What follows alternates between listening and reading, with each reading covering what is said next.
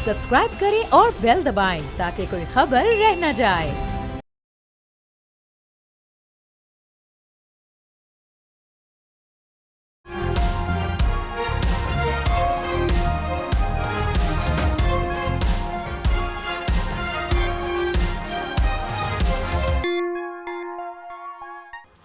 बिस्मिल्लाहिर्रहमानिर्रहीम, अस्सलाम वालेकुम। आप देख रहे हैं प्रोग्राम तब्दीली और मैं हूं जवाद कमाल। नाज़रीन, आज कल्लात के इलाके मंगोचर में छावनी पर हमले की कोशिश को फौजी जवानों ने नाकाम बनाया। दहशत गर्दों की जानिब से यह हमला किया गया था और उसको फौजी जवानों ने नाकाम बनाया। 11 दहशत गर्दों को जहन्नुम वासिल किया गया और जो कल्लात में कार्रवाई हुई थी उसी तनाजुर में हरनाई में भी कार्रवाई की गई। उसके जवाब में वहाँ से मालूमात इकट्ठी की गई और उसके बाद में वहाँ पर भी 12 दहशत गर्दों को ठिकाने लगाया गया। इस कार्रवाई के दौरान 18 फौजी जवान वतन पर कुर्बान हो गए, हमारी हिफाजत करते हुए, आपकी हिफाजत करते हुए। और उसके बाद में भी ISPR ने कहा कि हमें अपने जवानों की शहादत पर फ़ख्र है और ऐसी जो कार्रवाइयाँ हैं वो हमारे अज़्म को मज़ीद मजबूत करती हैं।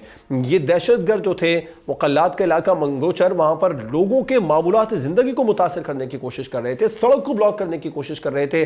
वहाँ पर रास्ता क्लियर करवाते हुए जवान शहीद हुए और दहशतगर्दों को जहन्नुम वासिल किया।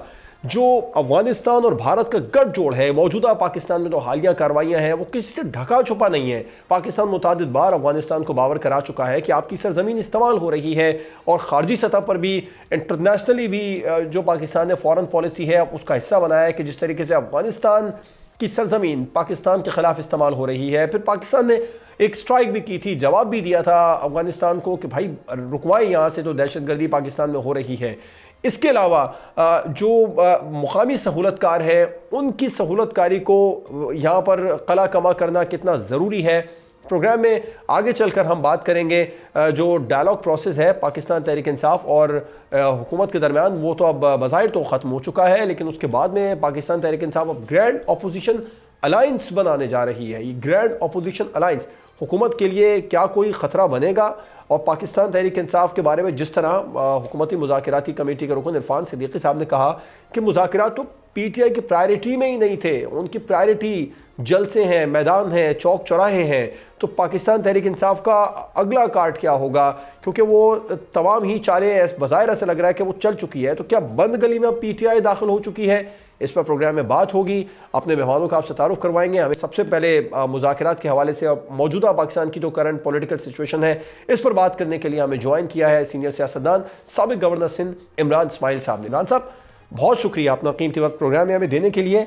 बड़ा करीबी आपका ताल्लुक़ रहा है पाकिस्तान तहरीक इंसाफ से। फैसल वाडा साहब आपके बड़े करीबी साथी रहे हैं, उन्होंने बिल्कुल वाज़ेह कर दिया था कि पाकिस्तान तहरीक इंसाफ में जो मौजूदा क़यादत है वो चाहती ही नहीं है कि बानी जो है वो बाहर आए। आप इत्तेफाक करेंगे उनके बयान से? देखिए बिस्मिल्लाहिर्रहमानिर्रहीम, पाकिस्तान तहरीक इंसाफ को किसी वक्त भी डायलॉग से भागना नहीं चाहिए या डायलॉग्स ख़त्म नहीं करने चाहिए। जो कुछ भी हो जाए पाकिस्तान तहरीक इंसाफ के पास डायलॉग से ही रास्ता निकलेगा।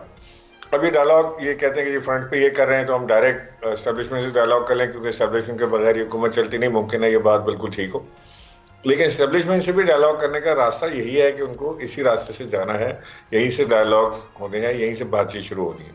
अब पाकिस्तान तहरीक इंसाफ चाहती क्या है? क्या वो ये चाहते हैं कि मुल्क में जमहूरियत कायम रहे और इलेक्शन हो और उनको एक आज़ाद फ़ज़ा में इंतखाब लड़ने की इजाज़त दी जाए और वो उसके बाद इंतखाबी अमल को आगे बढ़ाएं और मुल्क का जो प्रोग्राम है वो भी चलता रहे?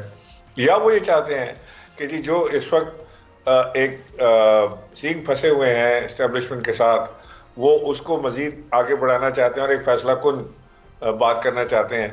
तो मेरी अपनी ज़ाती ये राय है कि तहरीक इंसाफ को हार्ड लाइन के बजाय एक थोड़ा सा एक कदम पीछे हट के सॉफ्ट लाइन लेके बात करनी चाहिए।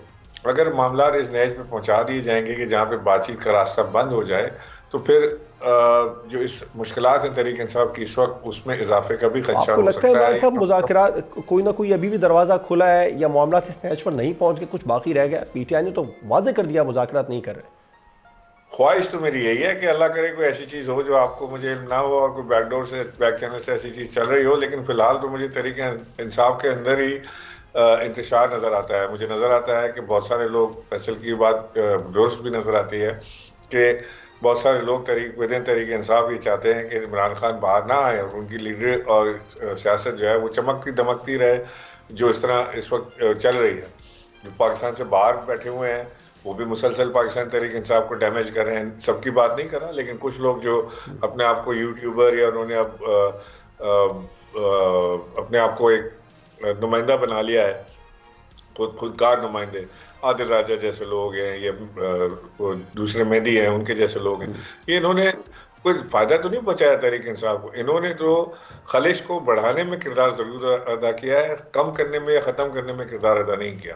دیکھیں عمران خان کو اس وقت ان کو ضرورت ہے ایک پارٹی میں سین لیڈرشپ کی جو ان کو صحیح ایڈوائز دے سکے، کیونکہ وہ جیل میں ہیں. ان کے پاس وہی ایڈوائز ملتی ہے ان کو جو ان کے لوگ جا کر انہیں بتاتے ہیں. ان کے پاس اور دوسرا ذریعہ جج کرنے کا، ایسیس کرنے کا نہیں ہے، جیسے کہ موبائل فون ان کے پاس نہیں ہے، ٹی وی کی ایکسیس ان کے پاس نہیں ہے. تو لہٰذا ان کو اس وقت ایک بڑی سیریس اور سنسیئر ایڈوائز کی ضرورت ہے، اور وہ میں سمجھتا ہوں کہ لیک کر رہے ہیں، وہاں پہ ان کو مل نہیں رہی. بہرحال وہ اس کے باوجود جو باتیں وہ میڈیا سے آ کے کرتے ہیں تو اس سے اندازہ یہ ہوتا ہے کہ جو اطلاعات ہیں ان کے پاس وہ پوری اور بھرپور طریقے سے پہنچ رہی ہیں. بھارت تحریک انصاف کے پاس اب راستہ یہی ہے کہ وہ اپوزیشن گرینڈ الائنس بنانے کے ساتھ ساتھ بات چیت کا دروازہ بند نہ کرے اور بات چیت کے ذریعے معاملات کو آگے بڑھانے کی کوشش کرے. اچھا عمران صاحب، عرفان صدیقی صاحب نے کہا کہ آپ نے بات چیت کی بات کی، آپ بھی کہہ رہے ہیں کہ بات چیت کا دروازہ بند نہیں کرنا چاہیے. اس ڈائلاگ پروسیس کو لے کر عرفان صدیقی صاحب کہہ رہے ہیں کہ یہ پی ٹی آئی کی پرائرٹیز میں ہی شامل نہیں ہے، ماضی میں بھی نہیں تھے. پاکستان تحریک انصاف کی پرائرٹی میں ڈائلاگ کا پروسیس کس طریقے سے آگے بڑھانا ہے، ان کی پرائرٹی میں میدان ہے، جلسے ہیں، چوک ہیں. آپ اتفاق کریں گے؟ ٹھیک کہہ رہے ہیں. دیکھیں اگر تو ڈائلاگ کا پاکستان تحریک انصاف کی ڈکشنری میں ہوتا لفظ، تو جب ہماری حکومت تھی اس وقت ہم Peoples Party, P M L N, ان لوگوں سے بیٹھ کے بات کرتے. مولانا فضل الرحمان کو اس وقت ہم کچھ اور کہا کرتے تھے، آج ہم کچھ اور کہتے ہیں. ہم ان سے بات کرتے. محمود خان اچکزئی کو بھی ہم کسی اور نام سے یاد کیا کرتے تھے، آج کسی اور نام سے یاد کرتے ہیں. تو سیاست میں فلیکسیبلٹی دکھانا بڑی ضروری ہے. اگر آپ نے اسٹبن بنیں گے کہ جی میں پیپلز پارٹی سے یا پی ایم ایل این سے ڈائلاگ نہیں کروں گا، تو بہرحال اس وقت وہ اقتدار میں ہیں، چاہے وہ فارم 47 کے راستے آئے ہوں، چور دروازے سے آئے ہوں یا الیکشن جیت کر آئے ہوں، وہ اس وقت اقتدار میں ہیں. اس وقت ان کے پاس ہے اختیار ہے، وہ ڈائلاگ کرنے کے مجاز ہیں، ڈائلاگ کر سکتے ہیں. تو پاکستان تحریک انصاف کو ڈائلاگ کا راستہ بند نہیں کرنا چاہیے.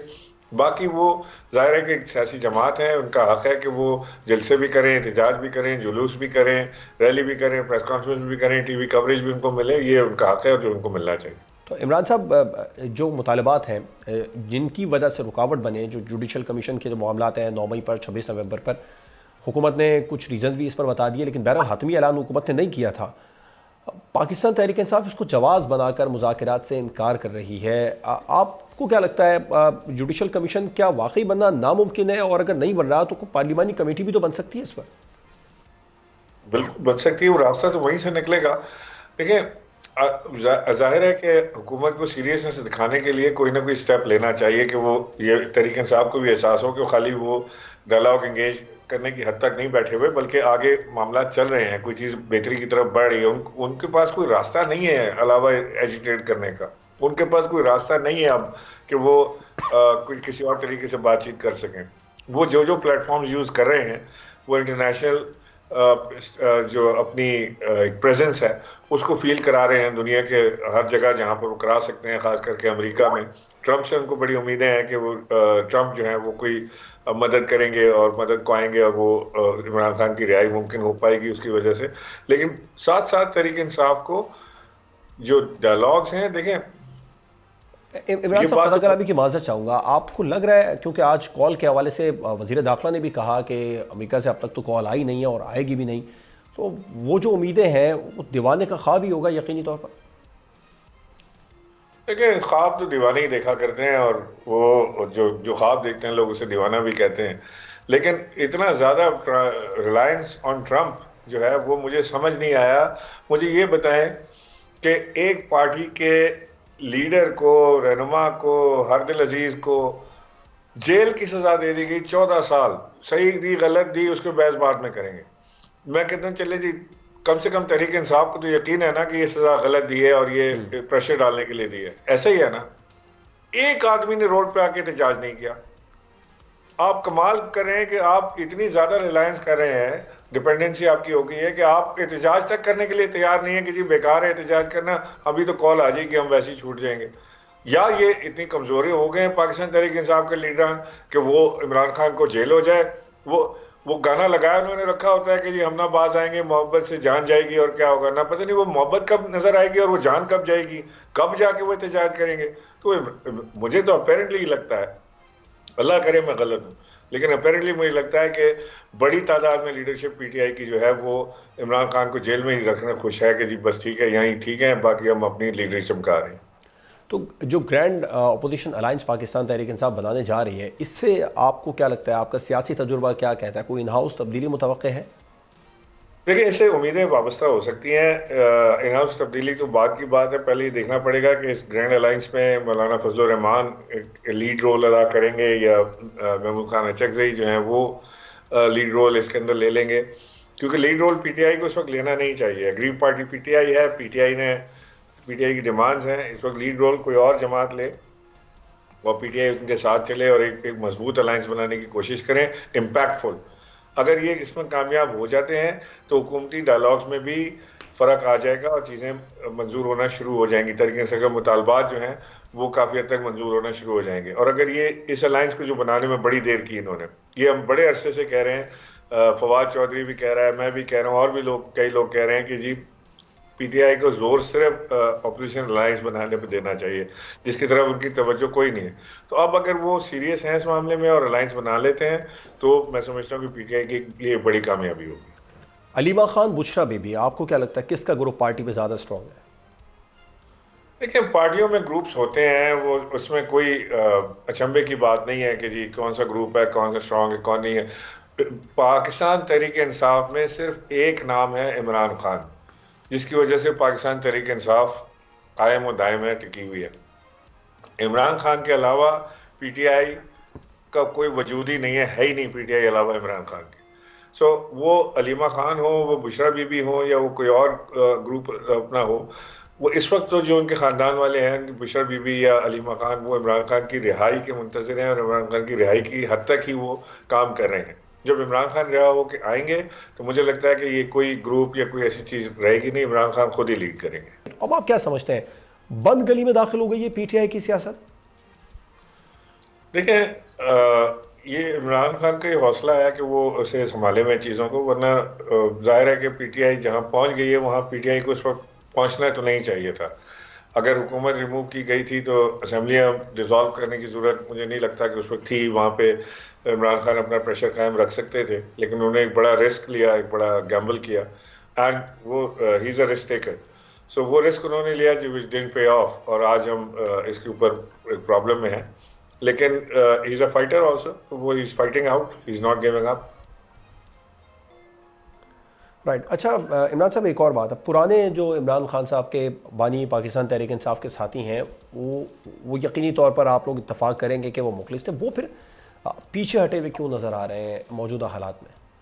نہیں پیچھے ہٹے نہیں نظر آ رہے. دیکھیں ہم لوگ جو ہیں وہ ہم سے پارٹی چھڑوائی گئی، دیٹس نمبر ون. کسی ایک کو میں نہیں جانتا جس نے اپنی مرضی سے یا فری ول کے اوپر پارٹی چھوڑی ہو. پارٹی چھڑوائی گئی، اس کے بعد ہم مسلسل ہم فیصل نے وارڈا صاحب تو کہتے ہیں انہوں نے مرضی سے پارٹی چھوڑی سر. فیصل وارڈا تو پہلے چھوڑ گیا تھا نا، میں پوسٹ 9 اچھا آپ آفٹر 9 میں جی جی ٹھیک. تو اس کے بعد سے مسلسل جو ہے ان کو اگنور کیا گیا. پھر اس کے بعد ان کے مخالف بیانات بھی پی ٹی آئی کی اس حاضر لیڈرشپ سے آئے. تو بہتری اسی میں تھی کہ بیک سیٹ لیں، آرام سے بیٹھیں، جب عمران خان واپس آئیں گے تو ان سے بات کریں گے، ان کو سمجھ آئے گی کوئی بات یا ان کو لگے گا کہ ہاں یہ بات ٹھیک کر رہے ہیں تو وہ واپس لیں گے. پارٹی میں نہیں ہوگا تو کوئی بات نہیں، سیاست ختم ہو جائے گی اور کیا ہو. اچھا عمران صاحب، جیسے فیصل وارڈا صاحب کہتے ہیں کہ جب حکومت میں تھے تب بھی میں نے متعدد بار متنبع کیا، چاہے وہ کیبنٹ میٹنگ ہو یا اس کے علاوہ بھی، کہ جو کچھ کر رہے ہیں اس کے اثرات یا نتائج اچھے نہیں ہوں گے مستقبل میں. آپ نے کبھی خان صاحب کو بانی پی ٹی آئی کو اس حوالے سے کہا ہو کہ جو کچھ اس وقت چل رہا ہے اس کے نتائج آگے چل کر سال بعد، 2 سال بعد یا 3 سال بعد اس طرح اچھے نہیں ہوں گے، جو موجودہ صورتحال ہے اس کے بارے میں پہلے سے آگاہ یا متنبع کر دیا، کبھی ایسا ہوا؟ لیکن میں آپ کو ایک چیز واضح کر دوں، میں عمران خان کے ساتھ 1993 سے اٹیچ تھا جی تو میری عمران خان سے ایک محبت اور دوستی اور ایک مخلصانہ ہمارا رشتہ تھا اور ہم کھل کے بات کرتے تھے. کئی بار عمران خان کی چیزوں پہ ہم نے کرٹیسائز بھی کیا, کئی بار ہم صحیح ثابت ہوئے اور لاتعداد بار ہم غلط ثابت ہوئے. عمران خان لیڈر تھا ہمارا, عمران خان لیڈر ہے آج بھی, اور عمران خان لیڈر وہی ہوتا ہے جس کے پاس ویژن آپ سے زیادہ ہو, تبھی تو لیڈر ہوتا ہے. اگر میرے پاس ویژن عمران خان سے زیادہ ہوتا تو میں عمران خان کا لیڈر ہوتا. تو لہٰذا عمران خان لیڈ کر رہے تھے, لیکن لیڈر بھی انسان ہوتا ہے, اس سے غلطیاں بھی ہوتی ہیں, غلط فیصلے بھی ہوتے ہیں, اور وہ سنتا تھا بیٹھ کے, آرام سے بیٹھ کے پوری بات سنتے تھے, اور اگر ان کو سینس لگتا تھا تو چینج بھی کرتے تھے چیزوں کو. تو یہ کہنا کہ ہم کوئی ان کے چمچے تھے تو نہیں, ہم ان کے چمچے نہیں تھے, ہم ان کے دوست تھے, ان کے ہم وہ تھے, خیر خواہ تھے, اور ہم نے کبھی کوشش نہیں کی کہ ان کی ہاں میں ہاں ملائیں, اور چاہے وہ غلط بات کریں اس کو ہم آگے چلائیں. جہاں بات غلط لگتی تھی بولتے ضرور تھے. عمران صاحب, مولانا فضل الرحمان صاحب یہ کہہ رہے ہیں کہ حکومت میں اتنی سی بھی قوت نہیں کہ وہ ایک دن چل سکے, آپ متفق ہیں اس بیان سے؟ 100%. یہ تو آج ان کے پیچھے سے ہٹ جائے طاقت تو یہ ان کے پاس بیساکھیاں بھی نہیں ہیں کھڑے رہنے کی, یہ تو 1 گھنٹے میں گر جائے گی حکومت. عمران صاحب ایک بڑا آسان سا سوال, اس کے بعد میں مجھے بریک پر جانا ہے, وہ یہ کہ عرفان صدیقی صاحب نے کہا ہے کہ بانی اور جو دیگر اسیران ہیں ان کی رہائی صدر مملکت کی جو معافی نامہ ہے اس سے بھی مشروط ہے, اس سے ہو سکتی ہے. یہ جو بیان ہے یہ محض سیاسی بیان ہے یا اس کو حقیقت میں بدلتا دیکھ رہے ہیں آپ؟ میں جس شخص کو جانتا ہوں جس کا نام عمران خان ہے, وہ زرداری سے معافی کبھی نہیں مانگے گا. بالکل, بہت بہت شکریہ. عمران اسماعیل صاحب سابق گورنر سندھ سینئر ہمارے ساتھ موجود تھے, اپنے خیالات کا اظہار کر رہے تھے. پروگرام کے سلسلے کو آگے بڑھائیں گے ایک بریک کے بعد.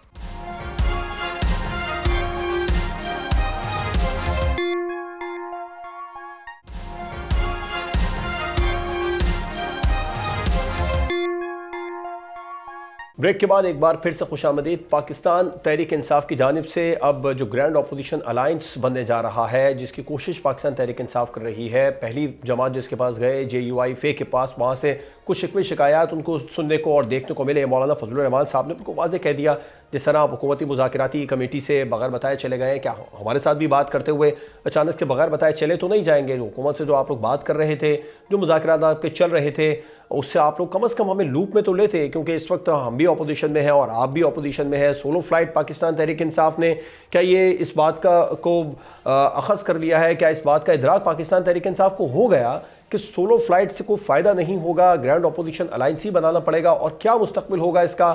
اس پر پروگرام میں بات کر رہے ہیں. پاکستان مسلم لیگ نون کے علی گوہر بلوچ صاحب ہمارے ساتھ موجود ہیں, مرکزی رہنما. بہت شکریہ علی گوہر بلوچ صاحب اپنا پروگرام میں قیمتی وقت دینے کے لیے. سینئر صاحب بھی تجزیہ کار ماجد نظامی صاحب بھی پروگرام میں ہمارے ساتھ موجود ہوں گے. ماجد صاحب آپ کا بھی شکریہ.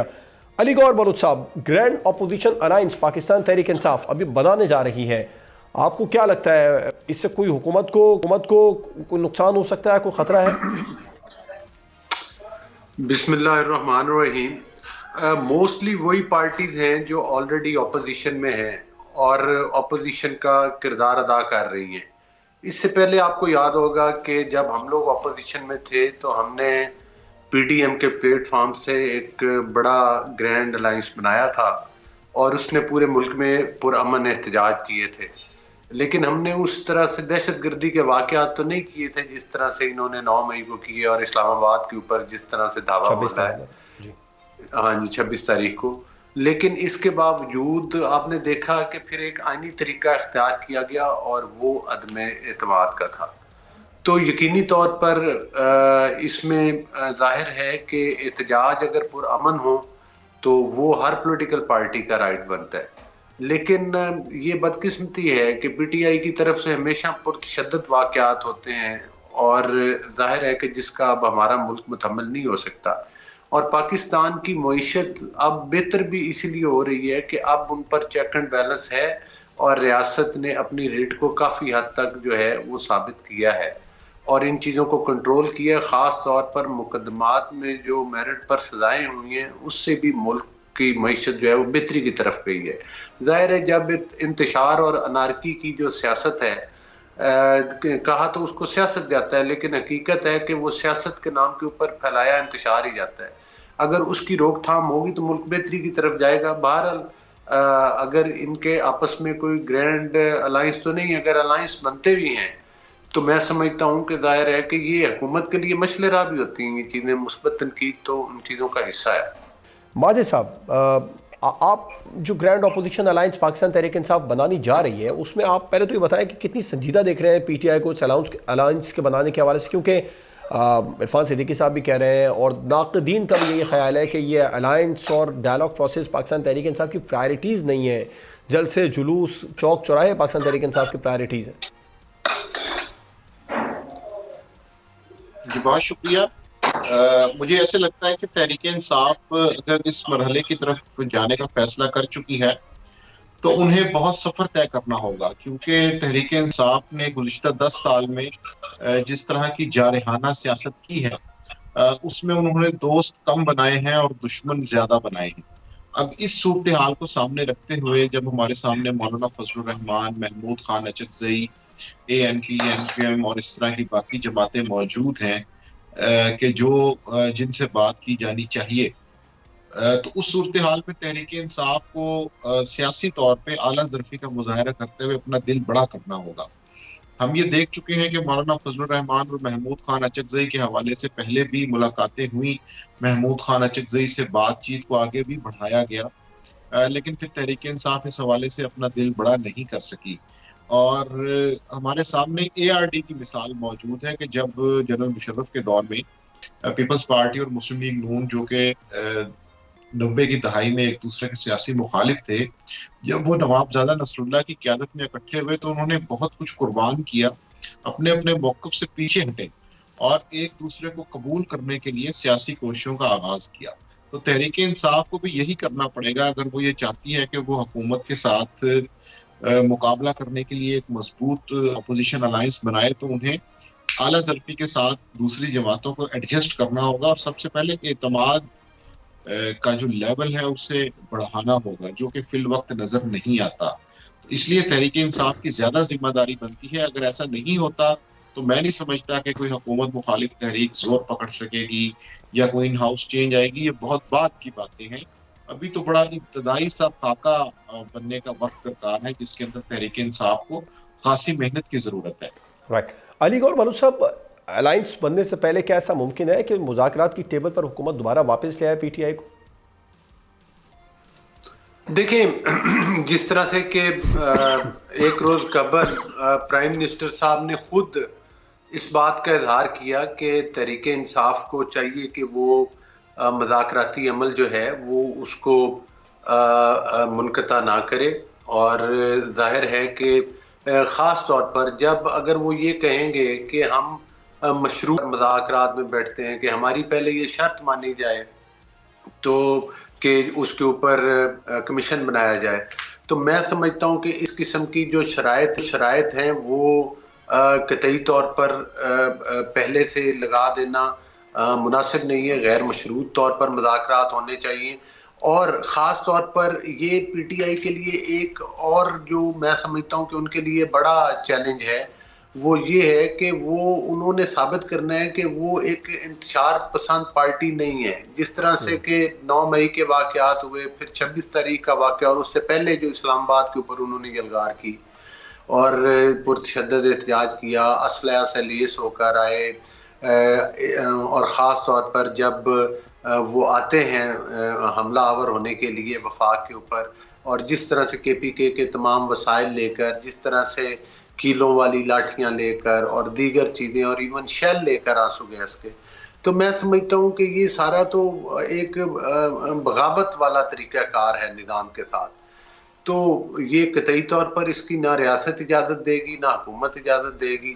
بہرحال اگر وہ پرامن مذاکرات کرنا چاہیں تو اس کے لیے میرا نہیں خیال کہ حکومت کے دروازے کھلے ہیں ان کے لیے، اور وہ اس پر بیٹھ سکتے ہیں. اور میں توقع کرتا ہوں کہ پرائم منسٹر صاحب بھی اس میں فراخ دلی کا مظاہرہ کرتے ہیں، اور ان کا مقصد یہی ہے کہ ایک انتشار پسند گروپ کو قومی دھارے میں لایا جائے، ایک پرامن سیاسی پارٹی کے طور کے اوپر کہ جائے کہ جو ان کا اس وقت لیبل لگ چکا ہے ان کے اوپر، یہ ان کے لیے بھی اور ان کی سیاست کے لیے بھی میں سمجھتا ہوں کہ یہ دیر پا چیزیں نہیں ہیں جس طریقے کے ساتھ وہ چلا رہے ہیں معاملات. ماجد صاحب، عرفان صدیقی صاحب نے کہا کہ بانی PTI کی رہائی صدر مملکت کی معافی سے مشروط ہے. اب سے کچھ دیر پہلے عمران اسماعیل صاحب تھے ہمارے ساتھ شو میں، انہوں نے کہا کہ وہ شخص جس کا نام آصف زرداری ہے، بانی PTI اس سے معافی نہیں مانگیں گے. تو یہ تو امکان ختم ہو گیا پھر، اس کا مطلب ہے دیکھیے سیاست امکانات کا ہی نام ہے، لیکن موجودہ سیاسی صورتحال میں بالکل یہ بعیدست قیاس لگتا ہے کہ اس طرح کا کوئی موقع آئے گا۔ فی الوقت تحریک انصاف اور حکومت میں مذاکرات کا تعطل ہے، لیکن اگر یہ مذاکرات جاری بھی رہتے ہیں تو اس میں جو چیز ابتدائی طور پہ سامنے آ سکتی ہے اس میں یہ ہے کہ جیل کے اندر انہیں کو آسانی فراہم کی جائے، یا انہیں جیل سے نکال کے تو بنی گالا میں ہاؤس اریسٹ کر لیا جائے یا نظر بند کر دیا جائے۔ میرا خیال ہے کہ موجودہ سیاسی منظرنامے میں اس سے آگے کی کسی چیز کی توقع رکھنا ابھی شاید درست نہیں ہے۔ اس کی وجہ یہ ہے کہ ابھی حکومت اور تحریک انصاف مذاکرات کی میز پر اتنے آگے نہیں بڑھے کہ ہم اس طرح کے معاملات کی طرف جائیں کہ معافی کیسے ہوگی یا کون کس سے معافی مانگے گا، مقدمات کا فیصلہ کیسے ہوگا۔ تو ابھی یہ بالکل چیزیں ابتدائی سٹیج کے اوپر ہیں، تو مجھے بھی نہیں لگتا کہ اس طرح کی کوئی نوبت آنے کی توقع ہے۔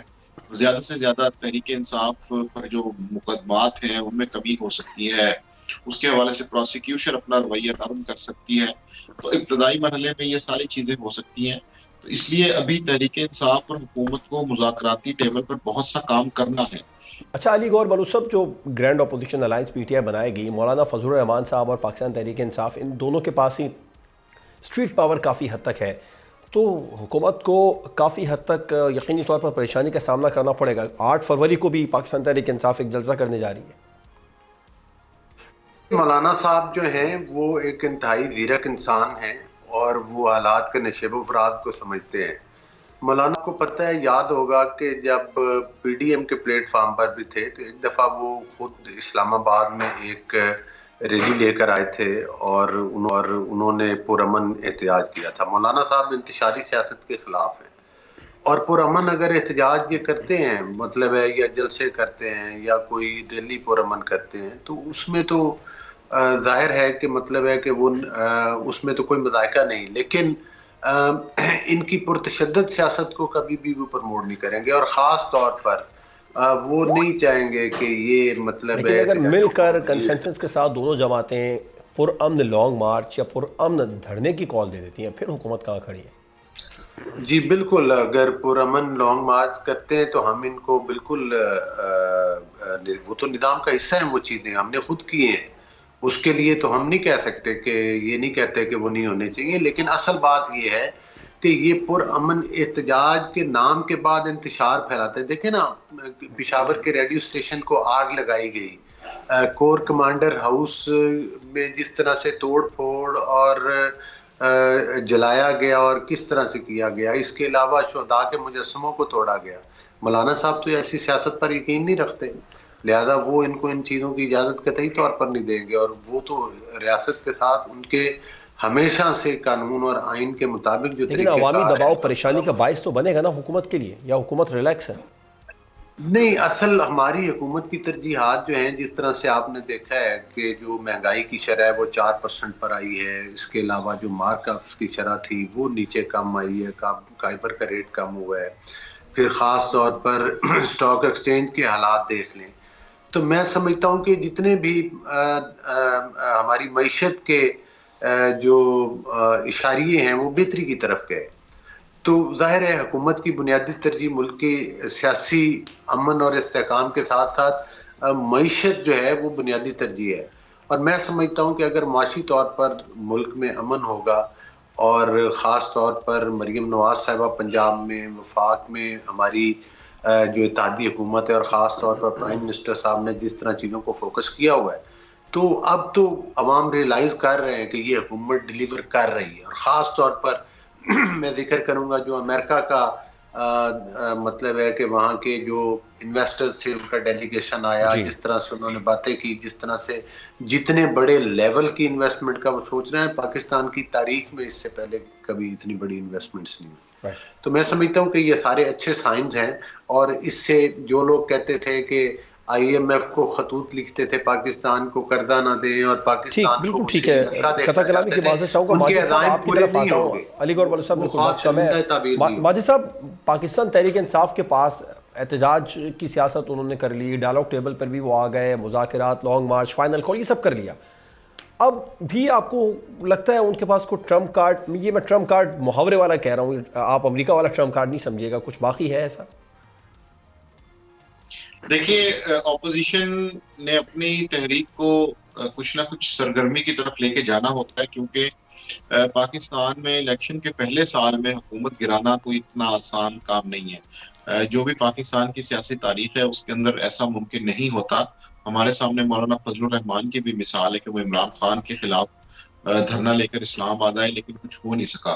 اس لیے تحریک انصاف کو فی الحال مختلف موضوعات کو سامنے رکھتے ہوئے اپوزیشن کے اندر اپنی سرگرمی کو بڑھانے کی ضرورت ہے۔ اس کے علاوہ ان کے پاس آپشن نہیں ہے، کیونکہ اس وقت نہ تو حکومت کی کارکردگی ایسی ہے کہ جس کے اوپر بہت زیادہ سوالیہ نشانات ریاست کی طرف سے اٹھائے جائیں۔ حکومت اور دیگر ادارے ایک پیج پہ نظر آتے ہیں۔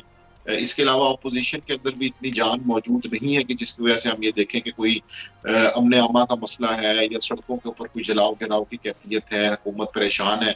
تو اس طرح کے 2-3 انڈیکیٹرز کو دیکھتے ہوئے لگتا ہے کہ تحریک انصاف کو فی الحال اپنے کارکنوں کو انگیج رکھنے کے لیے مختلف موضوعات پر پارلیمنٹ کے اندر اور اس کے باہر اپوزیشن کرنا پڑے گی، کیونکہ اتنا جلدی تبدیلی کے آثار نظر نہیں آ رہے۔ اور اسی بنیاد پہ اگر ہم دیکھتے ہیں بالکل ٹھیک ہے، قطع کلامی کی معذرت چاہوں گا۔ ماجد نظامی صاحب، علی گوہر بلوچ صاحب پروگرام میں ہمارے ساتھ موجود تھے۔ مجھے بریک پر جانا ہے اور بریک کے بعد ہم بات کریں گے قلات کے علاقے منگوچر میں جو کارروائی کی گئی ہے دہشت گردوں کے خلاف اس کی۔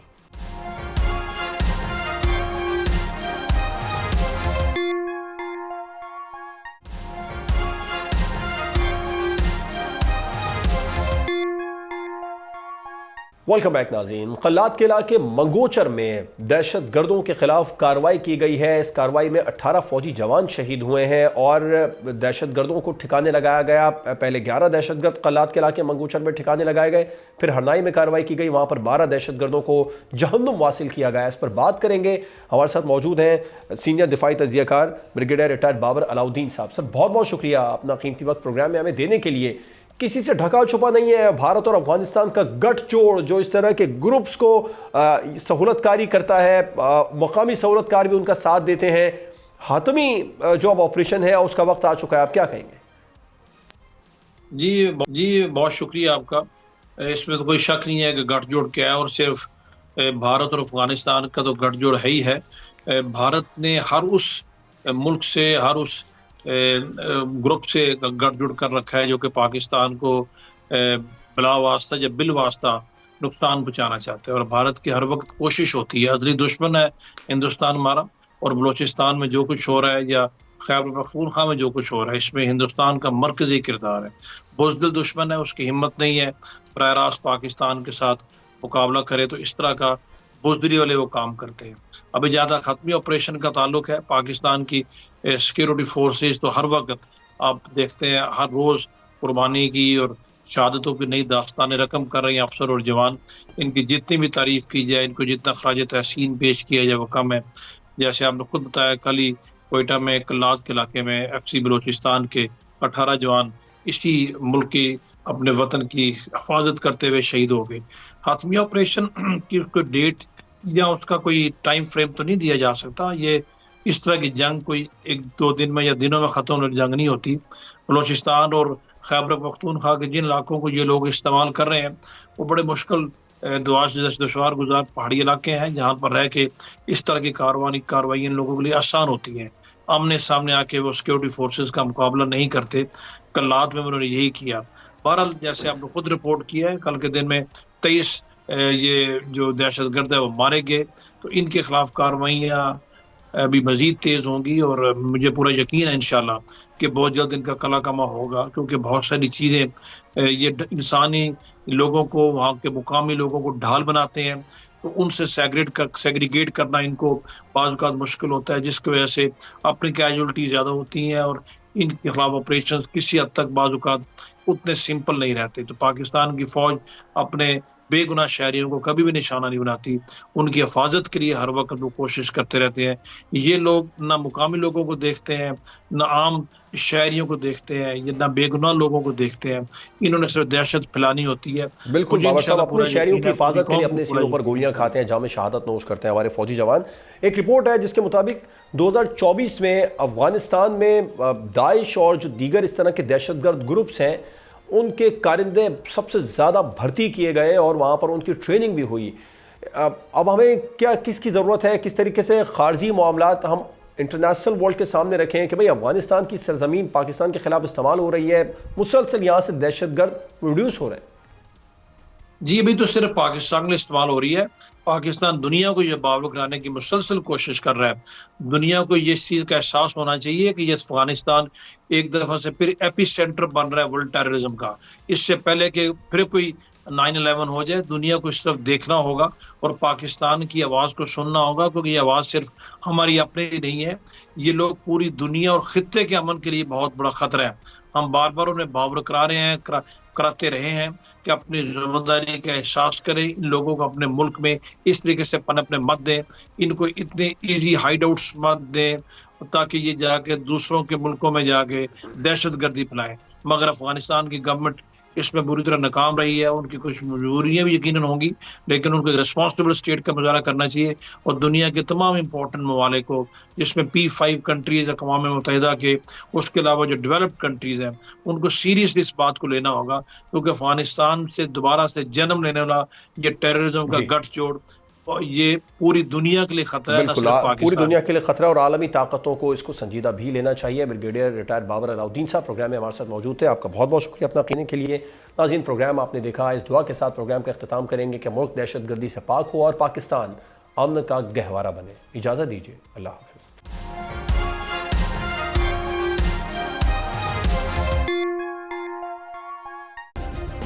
سبسکرائب کریں اور بیل دبائیں تاکہ کوئی خبر رہ نہ جائے.